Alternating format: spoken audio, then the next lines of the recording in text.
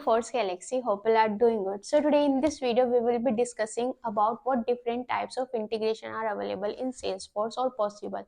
So the two way of integration is possible. The first one is the inbound integration and another one is the outbound integration.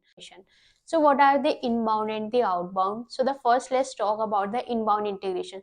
So inbound integration is the one when the external system or the external application will going to be initiate the integration process and come to the Salesforce to interact with your Salesforce data. It can be related to the get, or it can be related getting the data or retrieving the data from Salesforce, or inserting or updating the data into the Salesforce. It can be anything, but at the time of inbound integration, the initiator will be the external system or the external services. Now, similarly, when we talk about the outbound integration, at this time, the Salesforce will be the initiator.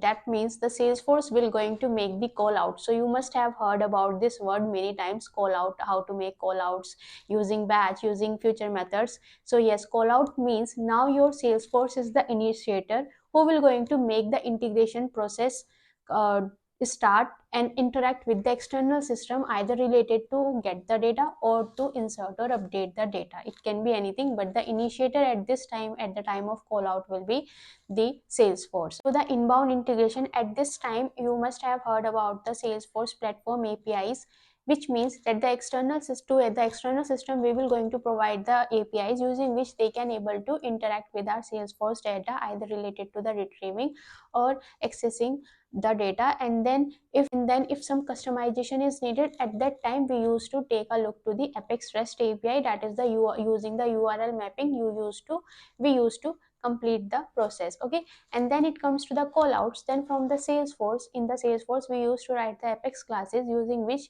we used to interact with our external system, and whatever the processing we need to do, we used to hit the external system and get the response back into our Salesforce. Okay, so hope this is clear to you. If you have any queries, any questions, do let me know in the comment section. And if you are looking for any kind of internship or any kind of training related to the Salesforce, do let me know.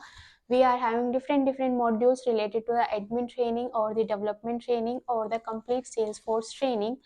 You can contact to us, status to the forceGalaxy, and the details will be shared with you accordingly. Thank you so much. Have a good day.